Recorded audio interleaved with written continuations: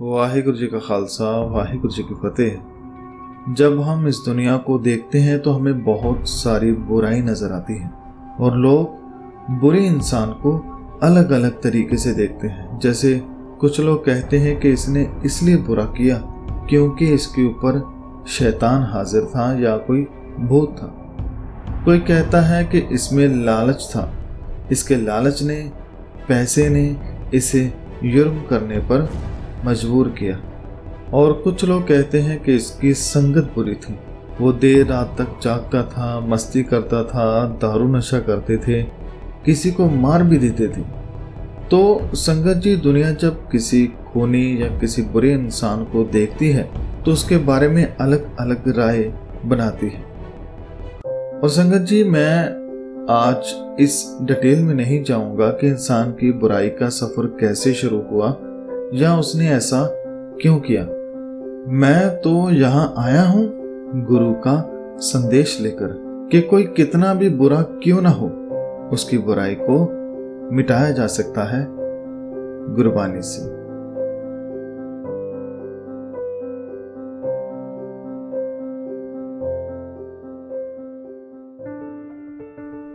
गुरु की प्यारे संगत जी, जब हम इतिहास को देखते हैं तो पाते हैं कि एक शख्स जिसका नाम सज्जन था, नाम का तो सज्जन था लेकिन दिल में उसके चोर था, ठग था, एक बुरा इंसान था जो किसी का खून करने से कतराता नहीं था।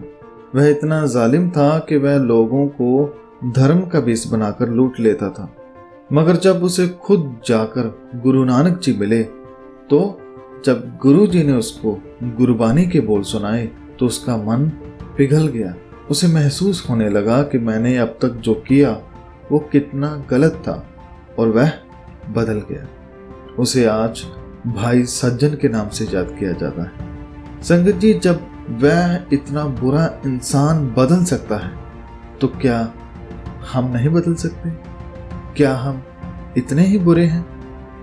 संगत जी, गुरु नानक जी की वाणी आज भी हमारे पास है और हम उसे पढ़कर समझकर बदल सकते हैं। संगत जी, अगर हम केवल एक कदम अच्छाई की ओर बढ़ाएं तो गुरु साहब कई कदम खुद चलकर हमारा साथ देने आते हैं और समझाते हैं कि करत बुराई मानुख ते छपाई, साखी पूत पवान रहा।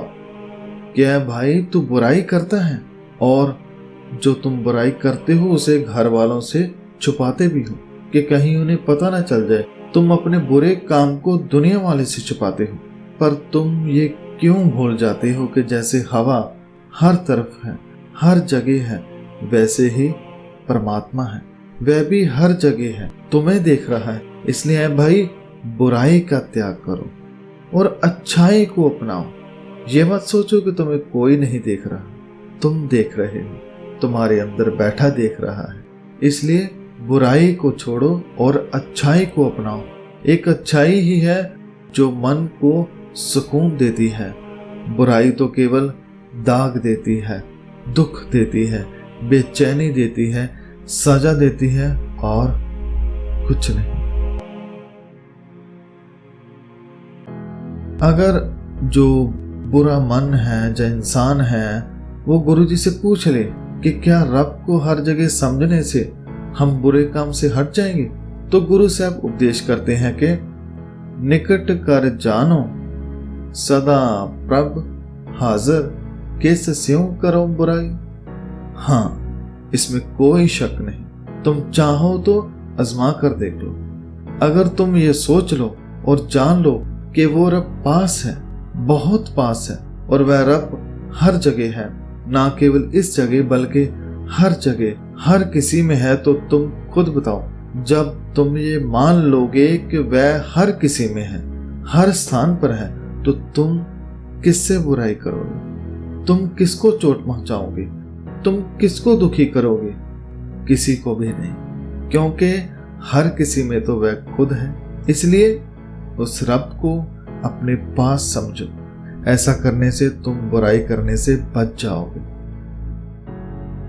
अगर वह बुरा मन या इंसान एक और सवाल करे कि मुझसे ये सब नहीं हो पाएगा क्योंकि मैंने कभी ऐसा ना सोचा है ना किया है।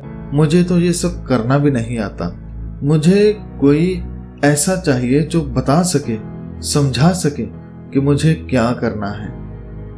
तो गुरु साहब इसका जवाब भी देते हैं कि अगर मन में सुधरने की इच्छा हो तो मंजिल मिल ही जाती है, परंतु जब इस रास्ते पर चलो तो कहीं भटक मत जाना। गुरु साहब समझाते हैं कि कहीं भटकना नहीं, किसी बाबा या संत बने इंसान के पास मत चले जाना, किसी जादू टूना तंत्र मंत्र आदि में मत फंस जाना। सीधा उस ग्रंथ को पढ़ना जिसको तुमने कभी पढ़ा हो, कभी सुना हो। तुम किसी भी धर्म की हो, अगर कुछ नहीं आता तो गुरबानी को पढ़ो। वह सीधा तुम्हारे मन से बात करती है, तुम्हें समझाती है। गुरबानी तुम्हें समझाएगी कि तुम्हें क्या करना है। गुरबानी एक सच्चे दोस्त की भांति तुम्हारे हर जगह साथ देगी, तुम्हारा मार्गदर्शन करेगी। गुरु साहब फरमाते हैं कि भई मित्राई मिटी बुराई, दुष्ट दूत हर कांडे छान। अर्थात जब गुरबानी से मन के अंदर अच्छे गुण वो मन में भर जाएं तो वह एक अच्छी दोस्ती का काम करते हैं। वह फिर मन से उन दुष्ट विचारों को घुसने नहीं देते जो हमें बुरा करने पर मजबूर करते हैं। गुरु साहब फरमाते हैं कि जब गुरबानी द्वारा प्रभु गुणों से दोस्ती हो जाए तो फिर मन से बुराई दूर हो जाती है, और ना केवल बुराई बल्कि हर तरह का अवगुण, खास करके किसी के साथ बैर रखने का अवगुण भी दूर हो जाता है। तो इस तरह संगत जी, जब हम मन में से जो बुरे विचार हैं उसके स्थान पर गुरबानी के विचार मन में डालेंगे तो धीरे धीरे हमारे मन में अच्छे विचारों की गिनती बढ़ती जाएगी और बुराई खुद ब खुद मन से चली जाएगी। और बुराई को मिटाना हीरो का काम होता है और हमें हीरो बनना है। जैसे गुरु साहब फरमाते हैं कि बीरा आपन बुरा मिटावे, कि वीर वही है, बहादुर वही है जो अंदर से बुराई को मिटाता है।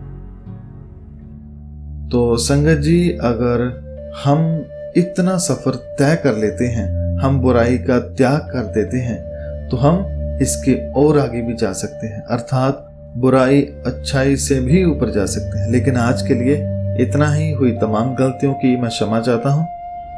धन्यवाद साहब श्री गुरु ग्रंथ साहब जी का, जो हमें अच्छे इंसान बनाते हैं, सबसे मिलकर रहना सिखाते हैं।